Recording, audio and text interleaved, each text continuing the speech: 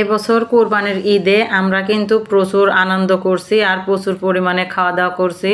তো ঈদের দুদিন পরে ডেকিতে কিন্তু এই চালের গুঁড়িগুলো কুটা হলো। তো চালের গুঁড়ি দিয়ে রুটি বানানো কিন্তু খুবই সহজ কথা না।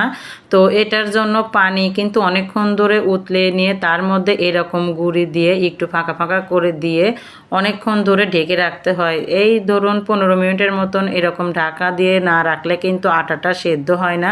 তো তারপরে এই তো আটাটা কিন্তু এরকম ঘুটে নিয়ে তারপরে কিন্তু আটাটা হয়। আর তারপরে তো এইরকম একটু ছেনে নিয়ে কিন্তু আটাটা আমরা সব সময় এই রকম করে কাটি। তো এভাবে কিন্তু কাটলে রুটিটা বানানো অনেকটা সহজ হয়ে যায় আর পরে কোনো ঝামেলাই থাকে না। তো রুটিটা বানানো শেষ হলে মাটির চুলায় যদি মাটির তাওয়ায় করে রুটিগুলো ছেঁকা যায় তাহলে কিন্তু একটা রুটিও পুড়ে যায় না। সবগুলো রুটি কিন্তু এই রকম ধবধবে সাদা থাকে। আর এই ঢেঁকিতে কোটা চালের আটার রুটি দিয়ে যদি গরু মাংসর ঝোল দিয়ে এরকম খাওয়া যায় তাহলে তো আর কোনো কথাই নেই। আর তারপরেও যেহেতু আমের সময় বাড়িতে প্রচুর আম ছিল, তো আমি তো আবার খেতে খুবই পছন্দ করি, এই জন্য শেষে দুধ দিয়ে এভাবে রুটি দিয়েও খেয়ে নিলাম।